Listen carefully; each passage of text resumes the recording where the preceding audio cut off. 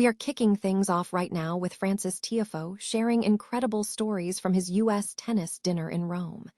He walked in wearing shades and Coco Gauff started clowning him, saying Frances thinks he's too cool. Get ready for some deep dives into the drama and the triumphs of this high-stakes tennis gathering. Here's a simple way to protect your phone without stress. This Aryna 3-pack comes with tempered glass screen protectors, camera lens protectors, and an installation frame for an easier, cleaner fit. It's clear, case-friendly, and built to help guard against scratches and everyday bumps. Check the link in the comments to get it on Amazon. Next up, we look at the dynamic reunion of McCoco.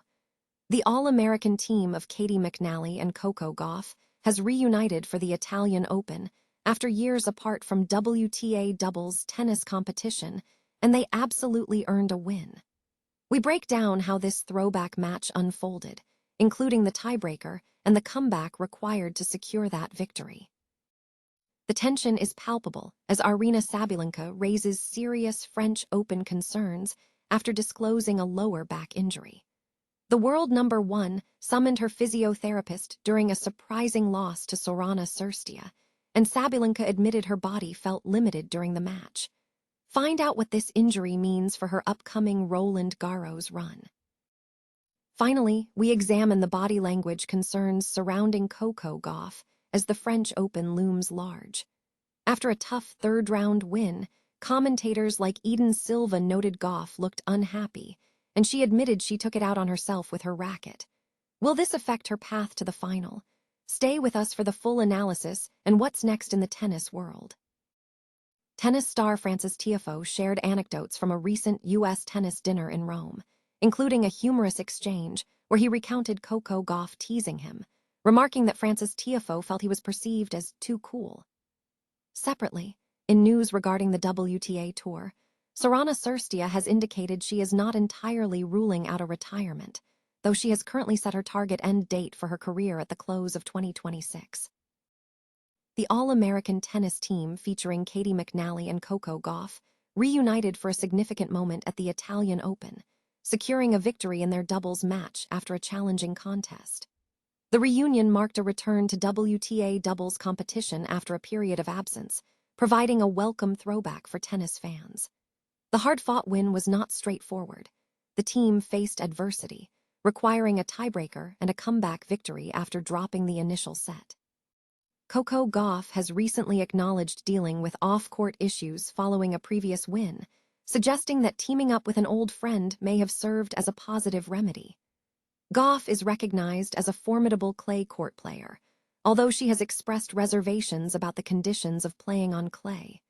Adding to her pedigree, Gauff is the defending French Open champion and a former French Open doubles champion.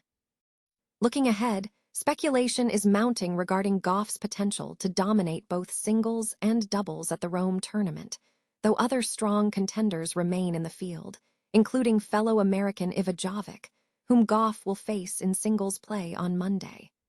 Coverage of the Italian Open continues through May 17 on Tennis Channel. Aryna Sabalenka is facing significant challenges ahead of the French Open after disclosing an injury to her lower back. The world number one player sought medical attention during a surprising three-set defeat to Aryna Sabalenka at the Italian Open, necessitating a medical timeout. Sabalenka lost the match 2-6, 6-4, 7-5 in the third round, marking her earliest tournament exit in 15 months.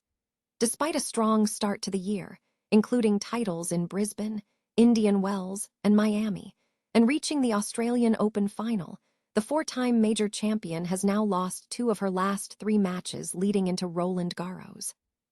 During the match, Sabalenka admitted that her body felt limited by the injury as the contest progressed. She stated, "I feel like I didn't play well from the beginning until the end. I started really well, but then I kind of dropped the level." She elaborated that the issue stems from her lower back, which is connected to the hip and restricting full rotation. Plans are now in place for Sabalenka to take a necessary break to focus on recovery, with the French Open commencing in just 15 days. She confirmed that the plan is to spend the time recuperating.